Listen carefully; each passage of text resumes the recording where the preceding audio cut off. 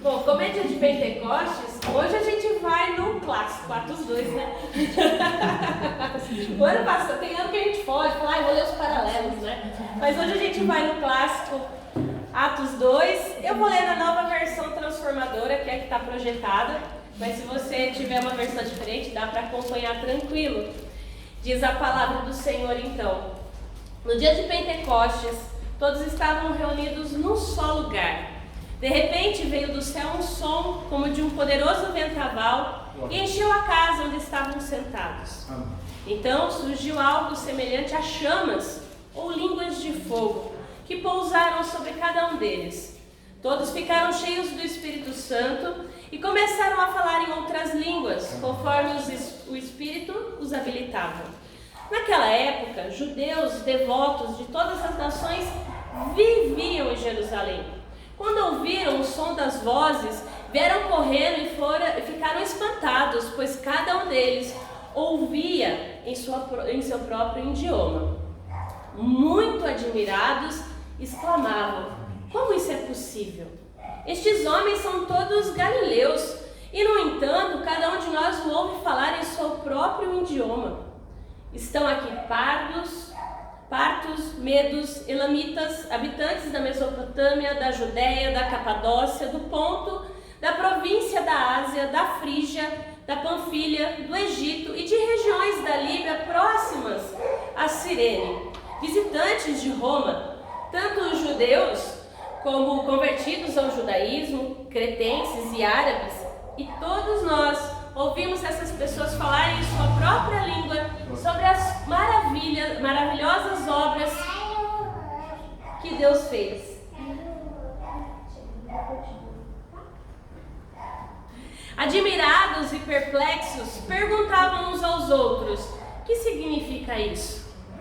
Outros, porém, zombavam e diziam: eles estão bêbados. Então Pedro deu um passo à frente com os 11 apóstolos e dirigiu-se em alta voz à multidão. Ouçam com atenção. Todos vocês, povo da Judéia e habitantes de Jerusalém, escutem o que eu lhes digo. Essas pessoas não estão bêbadas, como alguns de vocês pensam, pois são apenas 9 horas da manhã. Pelo contrário, o que vocês estão vendo foi predito há tempos pelo profeta Joel. Nos últimos dias, disse Deus, derramarei meu espírito sobre todo tipo de pessoa. Seus filhos e suas filhas profetizarão. Os jovens terão visões e os velhos terão sonhos. Naqueles dias derramarei meu espírito até mesmo sobre servos e servas, e eles profetizarão. Farei maravilhas em cima, no céu, e sinais embaixo na terra, sangue, fogo e nuvens de fumaça. O sol se escurecerá e a lua se tornará vermelha como sangue, antes que chegue o grande e glorioso dia do Senhor. Mas todo aquele que invocar o nome do Senhor será salvo. Amém. Pai, oramos a Ti nessa hora, que o Teu Santo Espírito dê a iluminação para que possamos compreender a Tua palavra. Que o nosso coração seja terra fértil, que a Tua palavra cresça, crie raízes e multiplique, Pai, a 100 por 1 no devido tempo. Essa é a nossa oração nessa hora, em nome de Jesus. Amém. Nós falamos tanto, né, de Pentecostes, e aí você pode falar, mas a gente é reformado, Gisele. Sim, mas nós temos o Espírito Santo. Né? Não é uma pessoa aleatória que ninguém entende. E aí é importante, quando a gente olha para esse texto, entender o contexto do texto, como eu sempre falo, para a gente entender o que essa palavra também significa para nós hoje. Então, quando a gente lê esse texto e a gente tem em mente o que acontece ali em Atos, a gente precisa ter primeiro assim um pano de fundo para esse derramamento do Espírito Santo. Esse derramar fazia parte da esperança do povo de Deus desde os tempos dos profetas. A gente tem estudado Isaías, aqui está um resuminho da aula de hoje. E o fato é que essa era uma esperança antiga para Israel. Como a gente leu na liturgia, Ezequiel 36, da promessa que Deus, trocaria o coração de pedra por um coração de carne e que derramaria o seu Espírito sobre o seu povo.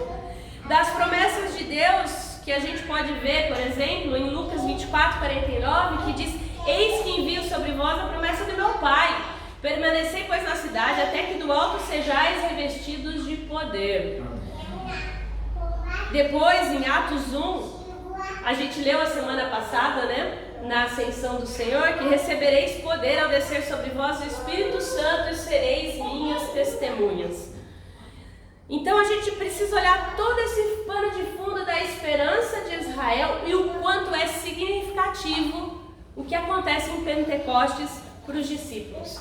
Porque a promessa e a esperança que é presente do Espírito Santo tem raízes profundas no Antigo Testamento. E por isso, em momento nenhum, a gente exclui o Antigo Testamento como palavra de Deus. Ele e o Novo Testamento formam um conjunto harmonioso que contam para nós a história da salvação. Então, não é novidade, dessa esperança pelo derramar do Espírito Santo para aquele povo. Eles viviam essa expectativa, escatológica, do fim das coisas, que existiria um Sião, uma Nova Jerusalém, desde Isaías até Zacarias. Se a gente pegar então os profetas, por exemplo, Isaías 2 diz pra gente, no 2 e 3, nos últimos dias acontecerá que o monte da casa do Senhor será estabelecido no cume dos montes e se elevará sobre os outeiros, e para ele fluirão todos os povos. Irão muitas nações e dirão: vinde e subamos o monte do Senhor e a casa do Deus de Jacó, para que nos ensine os seus caminhos e andemos pelas suas veredas. Porque de Sião sairá a lei, a palavra do Senhor de Israel. Então, além disso tudo, dessa expectativa, eu comecei o culto falando, para nós cristãos pentecostes, a gente pode dizer que é a terceira festa mais importante do nosso calendário litúrgico. Pensando que nós começamos no Advento, então Natal é a primeira festa importante, a Páscoa a segunda e agora Pentecostes a terceira. Para o povo de Israel também era uma festa importante, e esse nome Pentecostes a gente traz do Antigo Testamento, que era a festa que eles estavam celebrando naquele momento. Mas que festa era essa? Era chamada também, se você pegar a sua Bíblia lá em Levítico 23, da festa das semanas. Que comemorava-se? A colheita do trigo. A gente tinha uma sociedade totalmente rural e que dependia 100% do quê? Da colheita. Do que o campo ia dar ou não dar. Então essa festa era uma expressão de gratidão a Deus, porque o trigo tinha nascido, tinha crescido e a colheita estava acontecendo. Então era festa. Então eram 7 semanas ou 50 dias após o início da colheita. E aí o que acontecia? Pentecostes, na sua origem, então, é essa festa agrícola. Mas depois o significado com o tempo também foi ganhando um segundo sentido, que é essa ideia da festa das semanas, que é a ideia de o quê? De quando Deus tinha dado a lei a Moisés no Monte Sinai. E eu vi um meme ontem, que eu vou ter que compartilhar, que Deus mandou Moisés escrever, porque se mandasse áudio, ele não iria ouvir.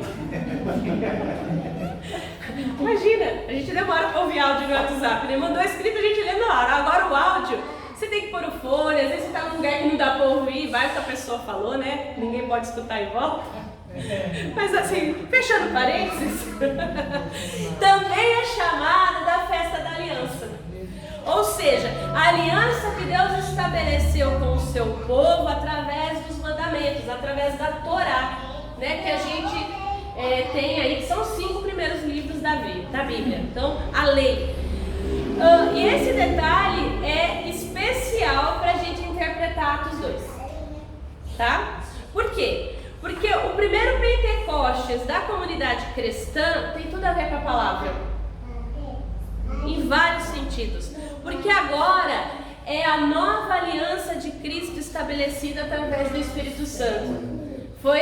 Então foi realizada lá com Moisés a primeira aliança com a palavra de Deus, e agora a gente tem a nova aliança estabelecida em Pentecostes.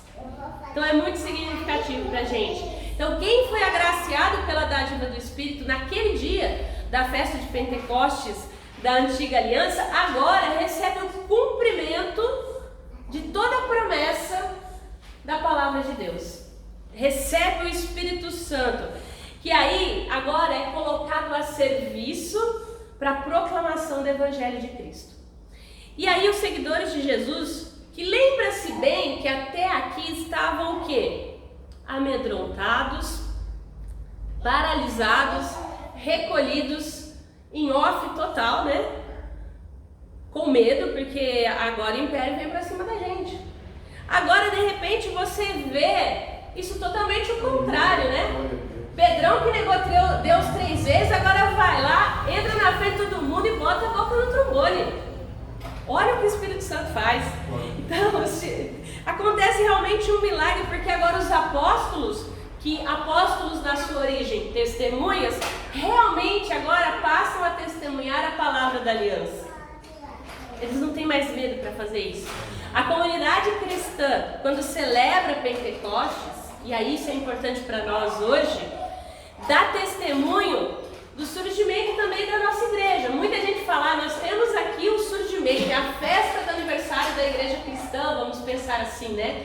Seria a festa de inauguração, né, da igreja cristã. Então, é esse Espírito Santo que traz essa esperança consumada em Cristo Jesus, na sua ascensão aos céus, na certeza de que Ele governa sobre todas as coisas, que Ele é o Rei, né, invisível, mas real, que a gente cantou, né?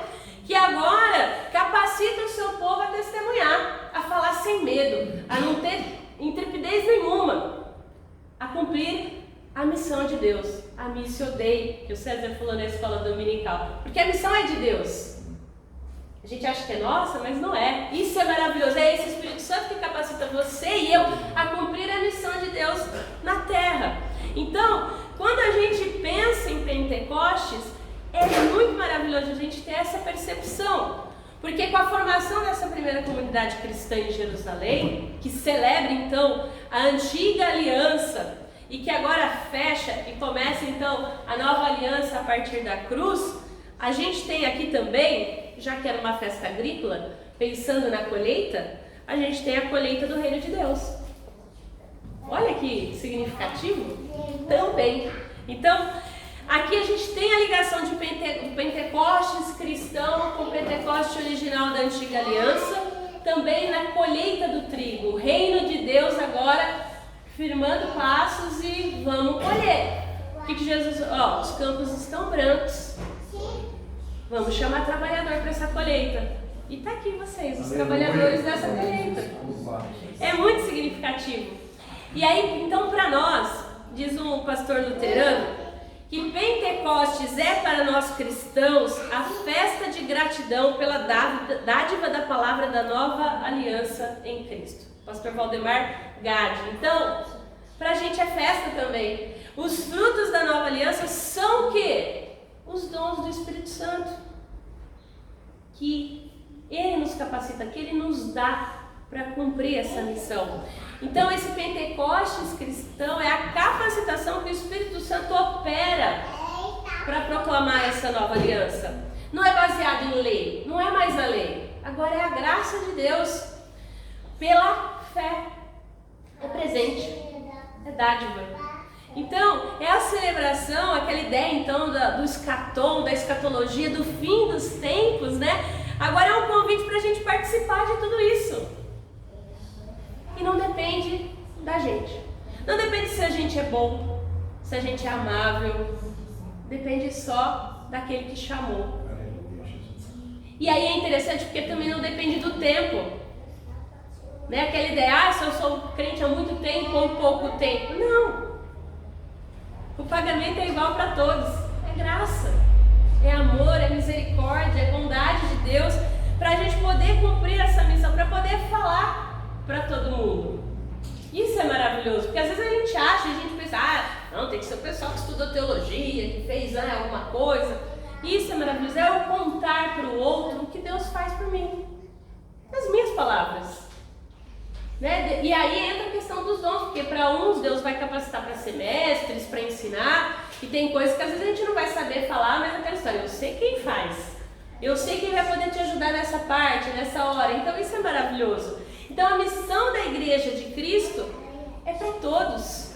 Ela é universal. Esse chamamento, esse derramar do Espírito, não foi, é interessante o texto deixar bem claro, não foi só para os apóstolos que andaram com Jesus, é para quem estava ali na casa. Lembre-se que o texto de Atos vai dizer, no finalzinho do capítulo 1, que a gente leu a semana passada, a gente falou sobre um pouquinho sobre a ascensão. Eu vou trazendo o texto aqui, porque você sabe que depois de um tempo, né, as memórias da gente, depois do Covid, falha bastante, né? Atos 1, 14, do 13. Quando ali entraram, subiram para o cenáculo onde se reuniam Pedro, João, Tiago, André, Filipe, Tomé, Bartolomeu, Mateus, Tiago, filho de Alfeu, Simão, Celote e Judas, filho de Tiago. Todos estes perseveraram unânimes em oração com as mulheres, com Maria, mãe de Jesus, e com os irmãos dele. Não eram só os apóstolos que estavam lá. Eram as mulheres que seguiam Jesus, que sustentavam Jesus também, né? Financeiramente falando. Então, era para quem estava lá, para servos e servas. Isso é maravilhoso. Lucas, ele usa aqui uma linguagem repleta de símbolos também. Ele vai falar do vento impetuoso, né? Do som que vem do céu, das línguas de fogo, que ficaram muito bonitinhas, que a Nayara fez aqui pra gente hoje, para trazer essa lembrança, né? Toda essa linguagem simbólica é a experiência da inauguração desse tempo escatológico. E se você lembrar um pouquinho das teofanias, Gisele, o que é teofania? Teofania é como Deus se manifestava no Antigo Testamento, né? Teo, Deus, e fania, aquela ideia da manifestação. Você vai ver, por exemplo, textos desde 2 Samuel até Jó, Ezequiel, que fala do vento, né? Do vento que sopra. Então, o vento aqui expressa a presença do Espírito de Deus. E nas teofanias do Antigo Testamento, o fogo também está presente. Se você olhar lá, Êxodo 19, por exemplo, 18, vai falar que do monte Sinai fumegava fogo. Né, que o Senhor descera sobre ele em fogo. Então no Sinai foi dada, lembra, trazendo aqui de novo, a Torá, então a festa da palavra. No Pentecostes cristão agora, toda essa simbologia que traz a ideia da palavra, da Torá, ela é representada também pelo fogo para fazer com que os apóstolos vão falar, vão levar essa palavra. Por isso não tem sentido também a gente querer ficar buscando interpretação de todos os símbolos aqui, né? Eu estou citando dois, porque tem gente que vai pegar, vamos escarunchar, vamos pegar os comentários, vamos ver o que é cada coisa. Não faz muito sentido não, tá? Eu queria só que você guardasse o essencial, que é o seguinte: as pessoas que são agraciadas com o Espírito de Deus são capacitadas para entender, para vivenciar e proclamar a palavra da nova aliança. Num contexto, e aqui está a chave do negócio, de diversidade humana. Diversidade. O texto fala pra gente que tinha pessoas de todas as nações, de todas as línguas, que estavam ali, que foram celebrar. O que acontecia? O pessoal ia para celebrar a Páscoa, que era uma festa pra gente também importantíssima, e o pessoal ficava em Jerusalém geralmente uns 50 dias esperando Pentecostes, porque era uma viagem geralmente longa, difícil. Então é aquela viagem assim, você demorou 5 dias para chegar, você não vai virar os pés e ir embora, né? Então você se programa para ficar mais, viu, senhora Deus? E aí... Então assim, o pessoal ficava 50 dias, esperava que ia ter festa de novo, ficava para a segunda festa. Então, existia uma diversidade ali em Jerusalém muito grande de pessoas. Então, é muito importante isso, porque o lugar onde a primeira comunidade cristã se forma e onde ela está reunida, a gente entende que é o quê? O novo Sinai, se eu faço essa comparação com a antiga aliança. Ou seja, onde a palavra de Deus se manifesta poderosamente.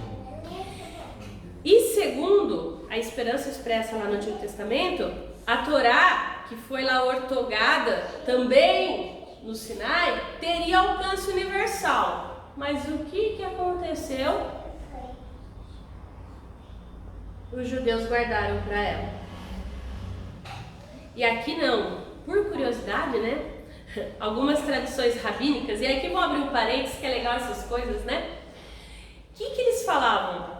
E é uma curiosidade, que eles diziam que a lei no Antigo Testamento tinha sido promulgada em 70 línguas diferentes. Para quê? Para que os judeus pudessem falar para todas as nações. Então é a ideia de que uma mesma voz de Deus se dividia tal, em 70 línguas diferentes. Mas a gente vê que ao longo do Antigo Testamento, isso não aconteceu. Na verdade, se a gente levar ao pé da letra, né, o povo esqueceu até da própria língua e precisou traduzir a Torá para o grego para poder lembrar da palavra de Deus. E aí então a gente vê que possivelmente Lucas tem isso em mente quando ele faz isso. Por quê? Porque ele vai falar dessas diversas línguas em cima da cabeça das pessoas, em cima provavelmente dessa tradição rabínica, que dizia que quando Deus deu a lei no Sinai, Deus tinha promulgado ela em 70 línguas diferentes. Muito provavelmente Lucas já tinha ouvido falar dessa história. Eu ouvi a primeira vez dessas pesquisas, talvez vocês estejam ouvindo hoje a primeira vez também, mas existiam essas tradições, né, que aí não está aqui na Bíblia, é tradição, né? E aí provavelmente Lucas sabia disso. E aí ele vem trabalhar essa ideia da promulgação, porque já que é lei, lei tem que ser promulgada ou outorgada, são os termos jurídicos, né, doutora? Amém. Então essa ideia, então, que agora o que a gente tem, né, vamos pensar assim, na promulgação da palavra da nova aliança, é esse acentuamento de que essa boa nova do Evangelho também tem que ser para todos. Tem que ser universal. Por isso que é essa ideia de línguas. E essas línguas, a gente entende que são línguas humanas, né? Não é a ideia que a gente tem muitas vezes de uma linguagem que não se entende, da língua dos anjos. Abram parênteses. A gente está cheio de parênteses, né? Colchete, chave, enfim. Nós, presbiterianos independentes, entendemos que o Espírito Santo continua agindo, então nós não temos problema nenhum com quem fala em línguas estranhas. A gente entende que é um dom do Espírito, tá? A gente só não costuma fazer isso no culto, porque a gente leva conosco aquela interpretação que Paulo dá aos Coríntios para que o culto seja ordenado, entendível para quem chega de fora. Então existem presbiterianos independentes que oram em línguas, orando em casa, ou no momento de oração mais assim, avivado, mas nós não fazemos no culto. Nós entendemos que o Espírito Santo continua agindo, né, nesse sentido. Então nós não somos cessacionistas, como algumas tradições reformadas. Então a gente crê, a gente só não ora no culto dessa forma.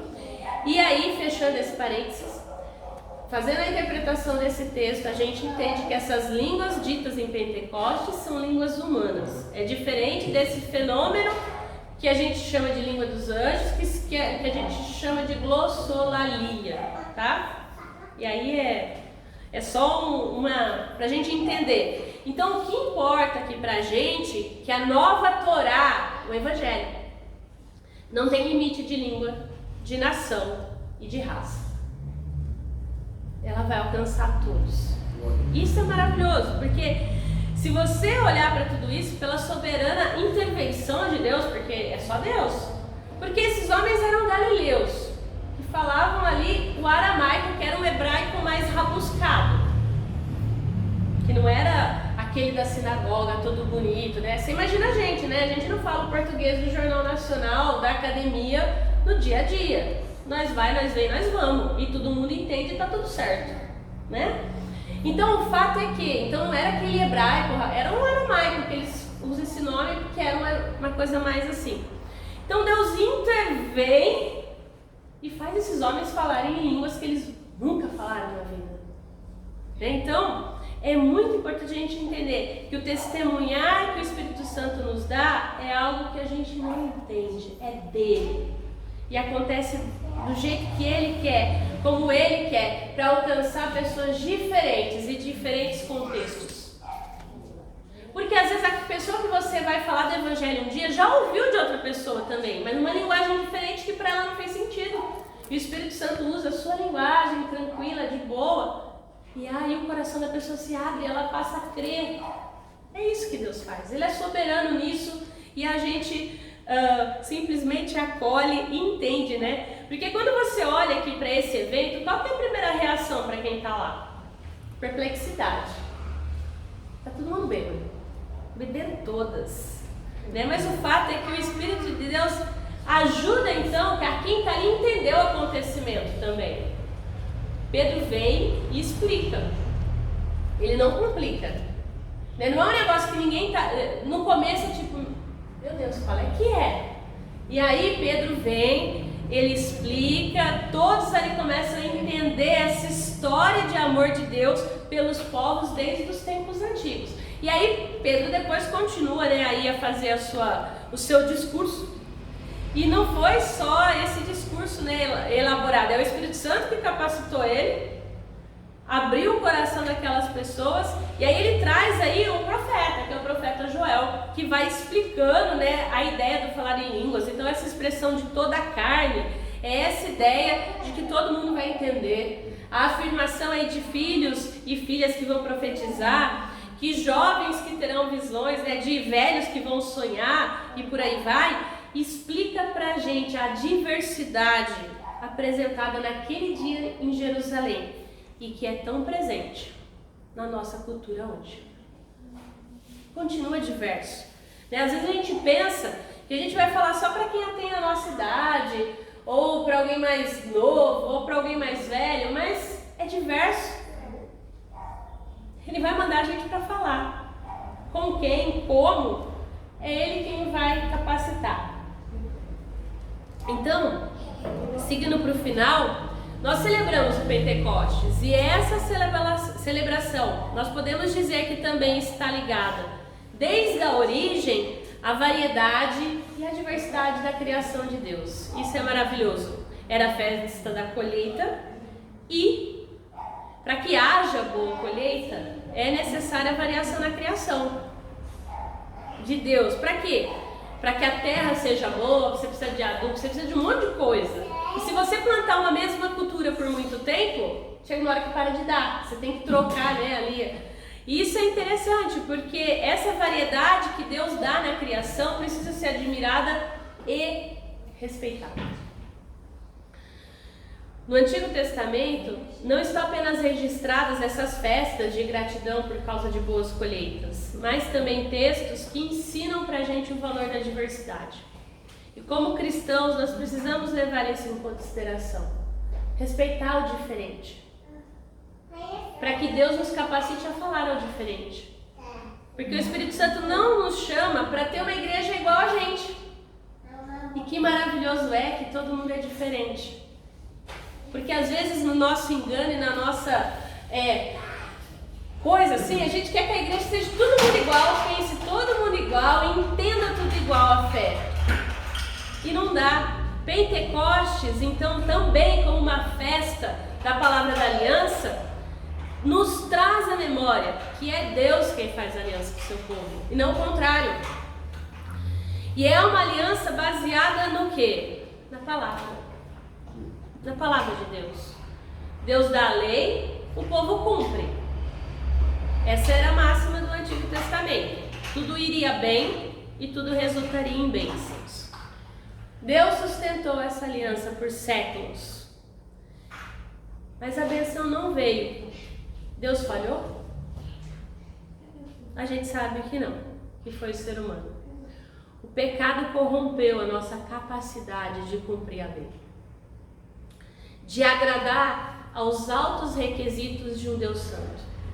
A gente até quer, a gente até tenta, mas a gente não consegue. E nisso, as bênçãos prometidas, segundo o Antigo Testamento, não vieram também sobre o povo que Deus chamou, que foi Israel. E a carência da lei virou sonho, porque Israel não deu conta e virou esperança. E aí ficou, quando será que Deus vai derramar o seu Espírito? Esse dia vai chegar, os profetas anunciavam que chegariam, e o dia chegou. E o dia foi em Jerusalém, no Monte Sião, em plena festa de Pentecostes, em plena festa da diversidade, da colheita, da palavra. O Espírito Santo soprou ali, o vento forte, o fogo, foi uma nova teofania. E nesse sentido, a palavra de Deus nos mostra que Cristo cumpriu toda a lei e levou sobre a cruz o nosso pecado e a nossa incapacidade de cumprir a lei. Porque eu e você continuamos não conseguindo cumprir essa lei. Mas Ele cumpriu. E Ele diz pra gente o seguinte: se está difícil, se está pesado, troca de fardo comigo, meu fardo é leve. Aleluia. Eu já cumpri tudo que tinha que cumprir. Amém.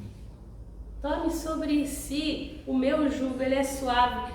Essa nova aliança que entra em vigor em Pentecostes, da palavra de Deus, nos lembra que a nossa esperança é Cristo e que essa nova aliança está em vigor e que Cristo nos ama.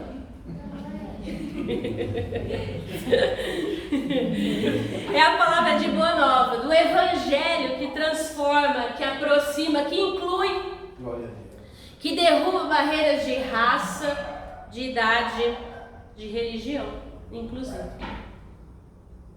Que faz com que a gente possa levar Cristo para outra pessoa.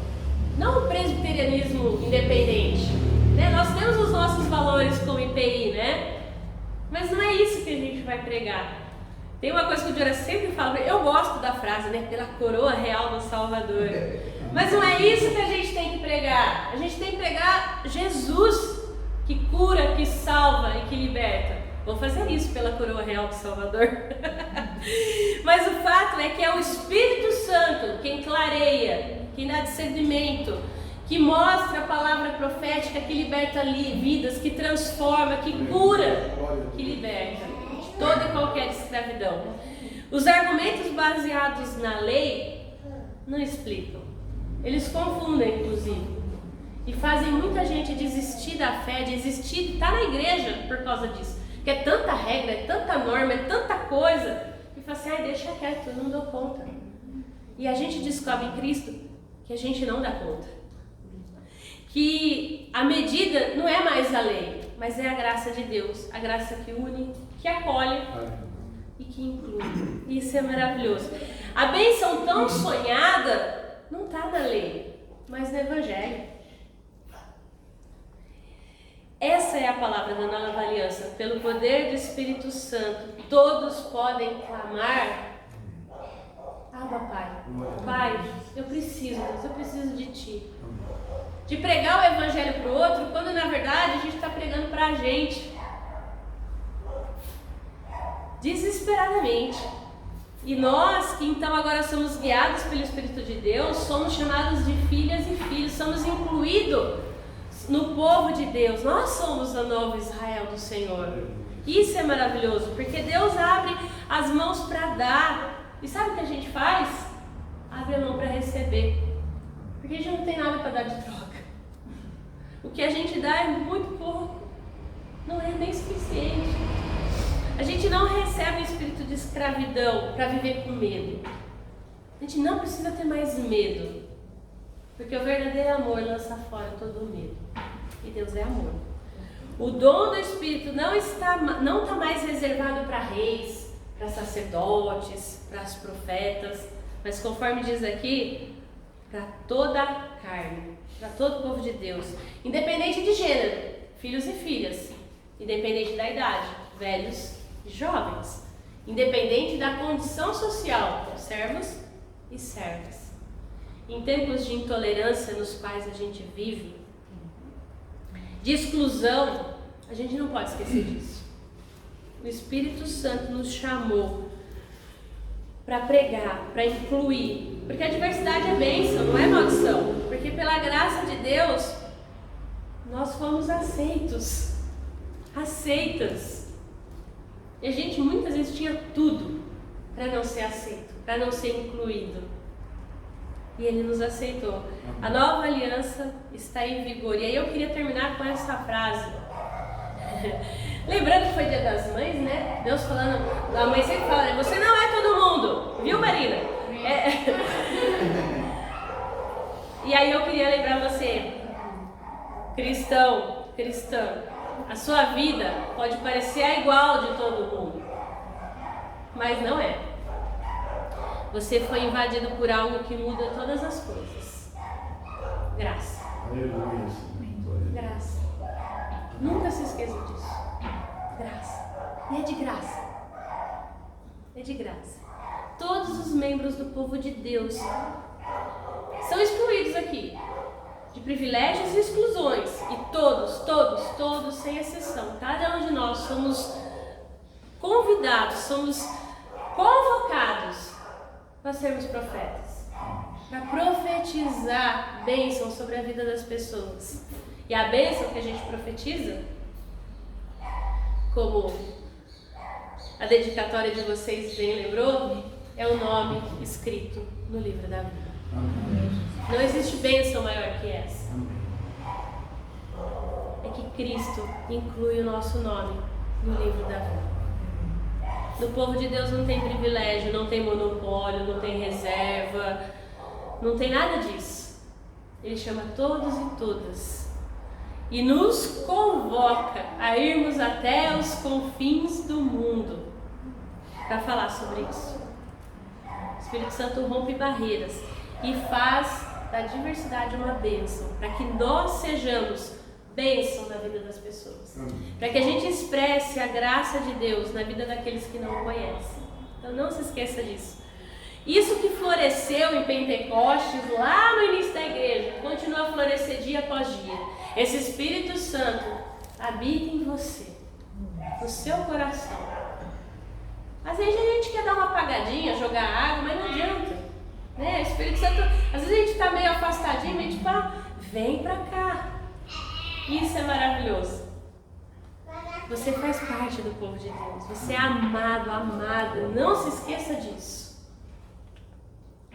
Que Deus nos ajude a fortalecer essa lembrança dentro de nós. Pregar o evangelho pra gente também.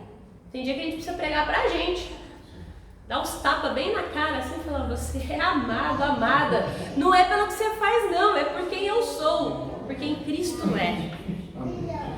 Que Deus nos ajude, então, a expressar essa graça de uma forma assim maravilhosa no meio da diversidade que a gente tem hoje. Eu queria orar com você e depois nós vamos cantar uma canção também, mas eu queria orar primeiro. Senhor, nessa hora, Santo Espírito, Espírito Santo, desce sobre a tua igreja, Senhor. Queima o nosso coração, não nos deixe só, não nos deixe esquecer que nós somos amados. Pai, nós temos leis, nós temos tradições, nós discutimos 1000 questões, 1000 programações, 1000 ações, é verdade, Pai. Mas se não for o Teu Espírito Santo em nós, o que será de nós? Não nos deixe, Pai, cair na frieza de um coração de pedra, de uma vida de comunidade sem amor, sem acolhimento, sem cuidado. Que nós não passemos de lado do irmão que passa necessidade, da irmã que passa necessidade. Teu Espírito, Jesus, venha ser a nossa luz, a bússola que nos conduz nos dias difíceis, nos dias de tempestades, no dia em que o céu está escuro. Pai, que nós sejamos aqueles e aquelas que levemos ao mundo, Senhor Deus, a Tua graça e o Teu amor. Que o partir do pão e o nosso viver seja expressão do Teu amor e do Teu cuidado e do Teu perdão para o outro. Pai, nós queremos buscar a Tua justiça, o Teu amor e seguir com fé e com ardor a Tua palavra. Fortalece em nós, Senhor, seja sobre a Tua igreja nessa hora. Sobre a igreja aqui em São Carlos, sobre esse dia de Pentecostes, sobre a festa, Pai, que é ter o nome escrito no livro da vida. Louvado seja o seu nome pela vida de cada um que aqui está, Senhor. Por cada nome que aqui consta no teu livro. Aleluia. Louvado seja o teu nome. Nós oramos nessa hora, Senhor, em nome de Jesus. Amém.